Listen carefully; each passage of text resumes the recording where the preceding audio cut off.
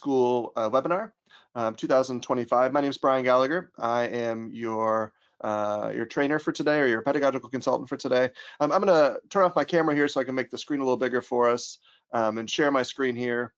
And now we'll do the old PowerPoint there.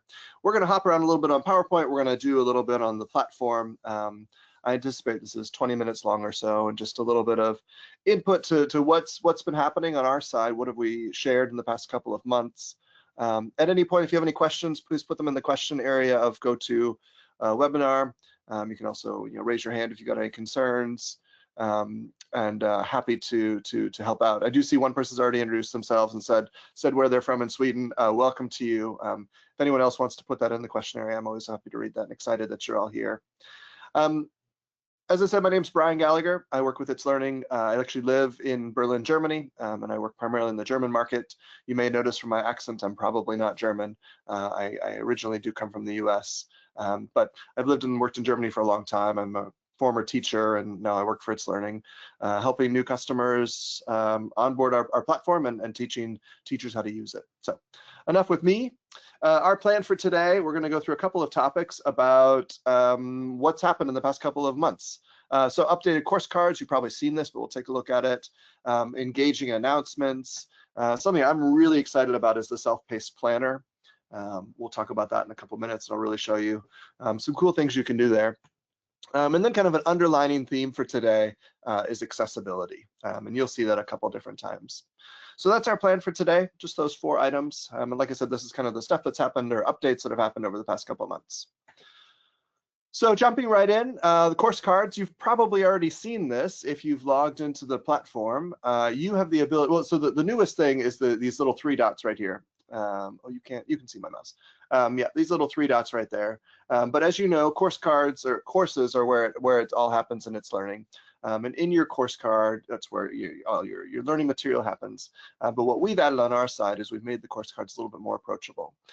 So from the accessibility standpoint, you can navigate with the keyboard to these 3 little dots, and you can do things with that. We'll see that in just a minute. But the other thing you can do is you can add photos or images to your course cards. And we'll take a look at that as well. So just course cards are a great place for students to know in one quick look what they've got as far as new tasks or any announcements for the upcoming week. Moving along, so from an accessibility standpoint, like I said, this is great because you can navigate with the keyboard and hit these 3 little buttons here, 3 little dots right there. And with those 3 little dots, you can access the edit course card menu, which we'll look at in just a second. You can also move the course card around on the screen, or amongst all your course cards. So if I do want to edit the course card, I get this image here, or sorry, this pop-up menu here, and here I can add an image to the course card, and I can also add a description to that image. The image description you see at the bottom there, and of course, image descriptions help all users to be able to use itslearning. Anybody who may have, for example, like a screen reader or something, would use the screen reader would pull that information from the text here and tell the student what's going on there. Let's hop over in the platform. I want to show you a couple more things. So I'm logged in here in a teacher account. It's just a demo teacher here, and I wanted to show you kind of where those stuff were. So here on the course card, there's the 3 buttons as we've seen. I can move the course card around, move back to the beginning, and do all sorts of things. We're playing with this geography course card here. As you see on the bottom here, I've already added some images to some of my course cards. You can do that here, of course. So I can click the 3 buttons, edit the course card, and do that there. You can also do it in 2 other places. So if I open this course, this geography 25-26 course, and I click on the 3 buttons up in the upper right-hand corner, that's where I find the settings. And I know a lot of you know where the settings are and what goes on there, but what we've added to the settings in the course properties and features area is this ability to add an image. So I'll just select one from my computer, add an image. I've already got something prepped here. I wanted to do this one here, yeah. And pop that right in there. And what's cool about this tool is you can crop the image right here. So we could just zoom in, and maybe we just want to have the globe for this image, just for an example. That's a little blurry, but whatever, it works. I can always, of course, change it right from there, upload something different. I'll upload the same one again, just leave it as it is. And then I want to add a description. So this is my classroom or something like that. I don't know, save the image. And then, of course, when I save this and go back to the overview page, now we've got the image right there. And the third place where we can add images is when we're creating a new course. When I click on the green button to create a new course, all the way at the bottom, there's the ability with the same tool, same functionality to create images or add images to our course cards. So those are the three ways we can do that. And I think it looks great when you've got a whole bunch of images on the course cards. And then with the accessibility of these three dots, being able to move stuff around with the keyboard, I think it's also fantastic. Going back to our PowerPoint. So course cards, accessibility, great stuff. Moving forward, you may have seen this if you've opened up a course in the past couple of weeks, maybe a couple months now. You can now do new things with the announcements area. For those who are unfamiliar, we've got two kind of routes to communicate in itslearning. One is the chat tool, which is great for more informal things like, hey, let's go get lunch together, or hey, can you tell your students something for me, or something like that, real informal communication. But the announcements tool in the course is really where you want to do all of your formal communication with your students or with your participants. That's where you're going to say, hey, there's a test tomorrow, or don't forget the homework, that kind of stuff. So what we can now do is we've upgraded the text editor. And so you'll see right here that the text is not all plain or the same anymore. Now it's got the ability to bold it. You can do lists. You can add links, like this permission form is a link. You can continue to, you used to be able to, but you continue to add resources or images from the course. The updates menu is the same. So just what's new are the text editor was updated. It just makes it easier to get your message across to your students or to your learners. So that's for the announcements page, or not the page, announcements area. Moving forward, as I said at the beginning, this is the thing that really excites me, this self-paced planner. And I think this is really a game changer for teachers, because it allows us as teachers to decide that we want to allow students to have the flexibility to learn at different paces, or learn at their own paces. And I'm going to show what this looks like in just a moment, but we can really decide if students want to, or if we want, as teachers, we want students to go one plan at a time for a more guided approach, or if we want them to be able to go through any plan at any time, which allows them to really decide how they want to learn. So what does this look like? Again, we've got this deadline-driven plans. That's what you've known historically. That's up here on the upper left, this kind of bluish tile, where you've got your dates, your plan is active from Monday through Thursday or whatever, or from 10 a.m. until 2. That's all the same. But there's an option to turn on what's called the self-paced planner, and we'll see that in just a second. And that's really the screen card up here, where you're allowing the students to work at their own speed. Plans have no time restrictions. And under the green plan, there's kind of two options. There's the one plan at a time, which we'll look at in just a second, where they have to complete the whole plan before they can go to the next plan, or where the students can see all the plans at the same time. They can work on multiple plans simultaneously. So what this looks like, here's an example of the one plan at a time. This is obviously a screenshot from a course, and this student has already completed the general lab rules plan, and they're currently working on the lab regulations plan, but the lab equipment and measuring techniques are both locked, and you see that with this little locked symbol down there. So this is a linear workflow, which makes the students, they go in a direction we want them to go. First they complete the first plan, then the second plan, and so forth and so on. This other option that I described already is where the students have access to all of the plans at the same time. And so the students can decide where they want to go and what they want to do, and it allows them really to adapt. It allows us to adapt to their needs rather than following a strict sequence. And so this is where you could design a course where you say, that one of the plans has harder assignments, one has a little bit easier assignments, and the students decide which one is the right one for them, for example.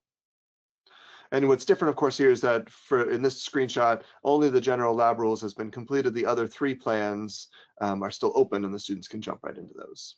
So how you set this up, either when you're creating a new course, after you enter the title, you can decide if it's a subject course, which is a date-driven course, or if it's a self-paced learning course. Also, you can go into the plan settings and activate this there. And you can switch from a deadline course to a self-paced course. And that's where you can actually further customize it, whether it's one plan at a time or all plans at once.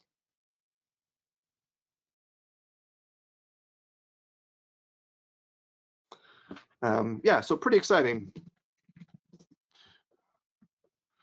Moving forward, accessibility. So I mentioned accessibility already a couple times today, and it really is central to what we as a company believe in.